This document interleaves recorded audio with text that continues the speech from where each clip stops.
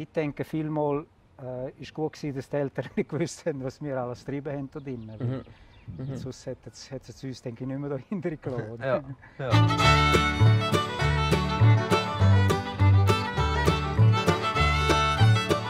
Wie hat das damals da ausgesehen? Ist das einfach ein Bach, der da runter in der Schlucht ist? Oder wie hat das ausgesehen?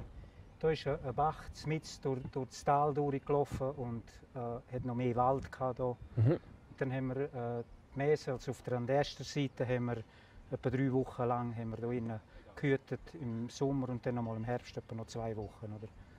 Ich bin etwa von 11-jährig bin ich da drinnen bis 15-jährig. Ja. Da gehütet, ja. Ja, das ist einiges gegangen in dieser Zeit. He? Ja. Wie hat sich in dieser Zeit, du bist Mutterkuhhalter, du hast original Braunvieh Ja. mit Hora.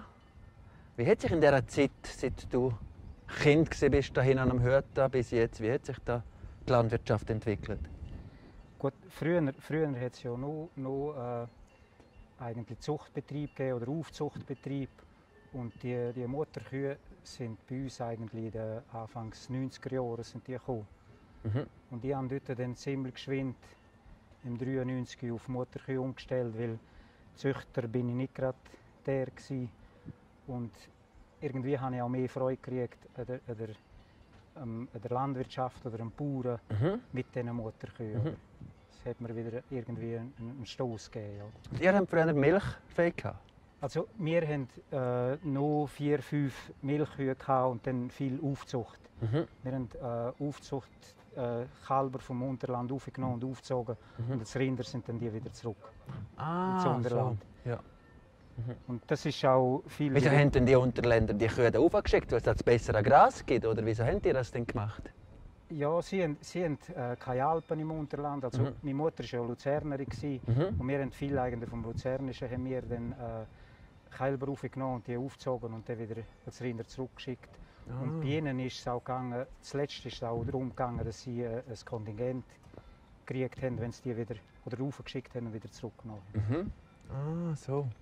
Also das sind auch immer mehr auch wirtschaftliche Interessen Genau, dahinter. ja. Ist denn das für wieso? Eben der Bauer vom Unterland kriegt einen gewissen Beitrag, wenn er sie da aufschickt und schont gleichzeitig seine Wiesen, oder wie stellt man sich das vor? Ja, sie haben sehr wahrscheinlich auch nicht Land genug, um alle Tiere daheim zu behalten den ganzen Sommer. Und darum haben sie die eigentlich fast 3 Jahre zu uns aufgeschickt. Und wieso nehmen wir die einfach? Bringt das uns etwas? Schon wegen den Alpen. Ja. Also jetzt ist das ja nicht mehr so wegen dem Kontingent, das ist ja jetzt das fällt ja jetzt weg, oder? Aber wir müssen das Vieh haben, um die Alpen zu bestoßen, weil wir haben eigentlich, also an die ersten jetzt nicht gerade, aber die meisten haben zu wenig Vieh, um die Alpen zu bestoßen.